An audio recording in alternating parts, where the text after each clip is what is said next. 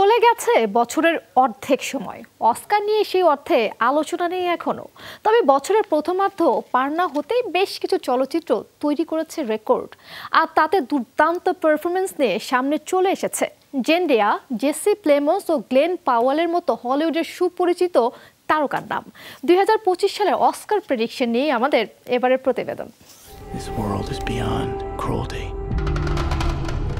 চলতি বছরে এ পর্যন্ত হলিউড বক্স অফিসে বেশ কিছু সিনেমা সফলতার মুখ দেখেছে। বিশেষ করে বৈজ্ঞানিক কল্পকাহিনী নির্ভর ডুনের সিকুয়েল ডুন পার্ট 2 এখনো রয়েছে আলোচনায়। ওয়ার্নার ব্রোসের হাতে আরও একটি অস্কার তুলে দিতে পারে এই সিনেমা, এমনটাই বলছে বিশ্লেষকরা। ডেনি ভিলেনোভের সিনেমাটি সব দিক থেকে ছাড়িয়ে গেছে প্রথম পর্বকেও। সিনেমাটোগ্রাফিতেও আনা হয়েছে ইতিবাচক পরিবর্তন। এদিকে ইনসাইড আউট 2 নিয়ে পিক্সার অ্যানিমেশনের প্রত্যাবর্তনও দুর্দান্ত। সেরা অ্যানিমেশন ক্যাটাগরিতে তাই এই সিনেমার নাম থাকা স্বাভাবিক। মুক্তির দ্বিতীয় সপ্তাহে অতিক্রম করেছে ডুন পার্ট 2 এর আয়ের রেকর্ড। প্রথম সপ্তাহে কেবল অভ্যন্তরীণ বাজারেই বিক্রি হয়েছে 28 কোটি 30 লাখ ডলারের টিকিট। চলতি বছরে স্টুডিওর আধিপত্য ধরে রাখে এমন বেশ কিছু সিনেমা মুক্তি পেয়েছে। এমন একটি সিনেমায় অ্যামাজন MGM থেকে মুক্তি পাওয়া চ্যালেঞ্জার্স। মুক্তির পর থেকেই প্রশংসায় ভাসছেন অভিনেত্রী জেন্ডায়া। তিনিই হতে পারেন অস্কার আসরের অরিজিনাল স্ক্রিনপ্লে বিভাগের গুরুত্বপূর্ণ মনোনয়ন।